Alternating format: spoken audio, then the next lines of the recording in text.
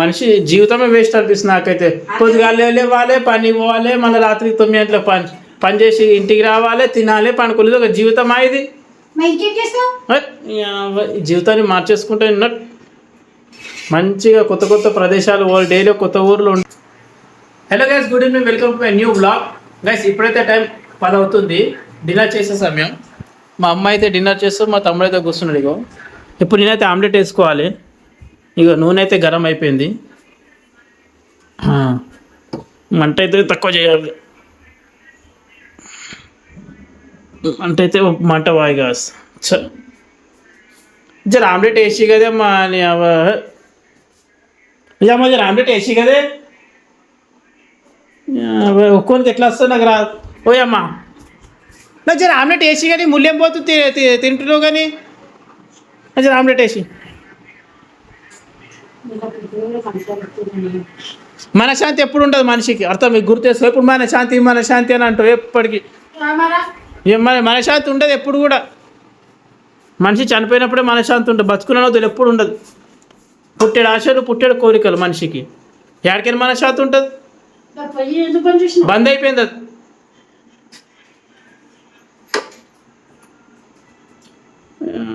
నెత్తి ఖరాబ్ ఉన్నది, ఆకలి అవుతుంది, 10 అవుతుంది టైము. నూనె వేసి వేసేయాలి ఆమ్లెట్, లేకపోతే ఆ నూనె గరం ఉన్నది ఆల్రెడీ, పెంక ఆల్రెడీ మస్తు గరం ఉన్నది. తిని అంటారు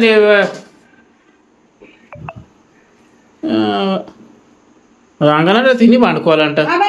అదే మనిషి జీవితమే వేస్ట్ అనిపిస్తుంది నాకైతే.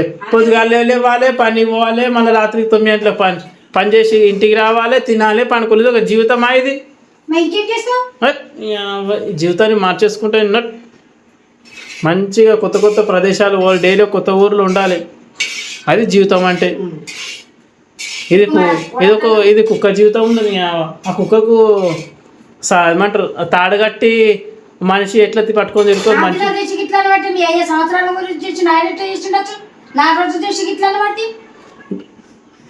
బాబా 4 ఊర్లు తిరుగుకుంటా పని చేసి ఎక్కడ తిరుగుతలే నేను, అర్థమైందా? బాబా తిరుగుకుంటా పని చేసిండు, మస్తు తిరిగి. దాంట్లో కారమే ఇంకా నాకు. గైస్ మా అమ్మ వచ్చిన ఆమ్లెట్ ఏమంటే 100 మాటలని వేస్తుంది. ఇక నాకైతే బాబా మస్తు తిరిగి, నేను ఎక్కడ తిరగలే. నేను బాబా సినిమా చూడడానికి హైదరాబాద్ పోయిండు, అర్థమైందా? నేను పోయినా హైదరాబాద్కు. అవంట హౌ దాని కారమే ఇంకా నాకు తెల్లగా వచ్చింది ఒక చూడకు. ఏమో చెయ్యి అంటే కదా ఎంత ఇబ్బంది. ఎట్లా కలిపి నేను దాని కారమే కదా. అరే చూడండి ఇక ఆమ్లెట్ ఏమంటే మా అమ్మ ఎంత కోపంగా చేస్తున్నది. ఇగో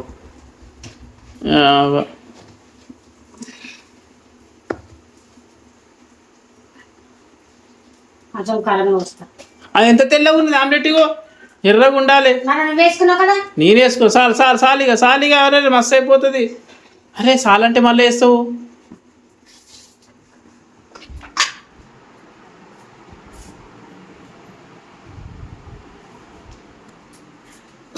ఇంకేం వేస్తున్నావు?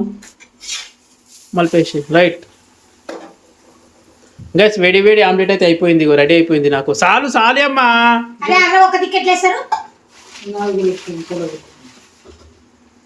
చూడండి నేను వేసుకున్న తర్వాత మా తమ్ముడు వచ్చిండు, వానికి కూడా ఆమ్లెట్ వేయమని. వానికి కూడా మా అమ్మని వేసిస్తుంది ఇప్పుడు. వాసన మంచిగా వస్తుంది. దాంట్లో ఉల్లిగడ్డ లేవు కదా. తీసే సాలిగా. రే ఎట్లా ఎంత నూనె తక్కువ సార్. గైస్ నా ఆమ్లెట్ అయితే రెడీ అయిపోయింది, గరం మీకు బాగా ఆకలి అవుతుంది. టైం ఇప్పుడైతే 10 అవుతుంది. ఇప్పుడు నేను డిన్నర్ చేస్తే ఇక మా అమ్మ మా తమ్ముని కూడా ఆమ్లెట్ వేసి ఇస్తుంది.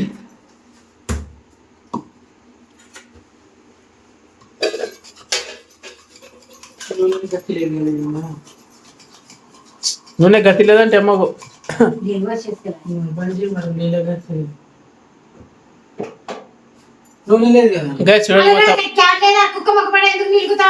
మా తమ్మునికి కోపం ఎక్కువ.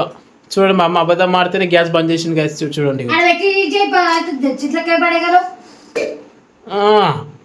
సో వాళ్ళకి ఎంత రోషం పౌరుషం. వా ఎంటికలు పెంచున్నాయి అమ్మను. చూడండి ఎంటికలు నేనే ఇస్తా అలా, ఎందుకంటే పొయ్యిలో వచ్చి నెత్తి చూస్తా, నీ బాధకి నెత్తి చూస్తలేదు. కారం ఈ గీత కారం ఇస్తారు ఇవి నువ్వు ఎంటికలు చూసినప్పుడు బయట చూసుకొని లక్ష సార్ చెప్పిన అలాగే మెట్ల మీద కూర్చొని దూసుకోవాలి, ఇంట్లో కూర్చొని దూస్తారు ఎవరైనా, నాకు అర్థం కాదు. కొట్టుకో గుండు బేఫికర్ అవుతుంది అక్కడ. బయట చూసుకోవాలంటే ఇంట్లోనే చూస్తా అంటారు ఎప్పటికీ, అంతే కథ ఇది.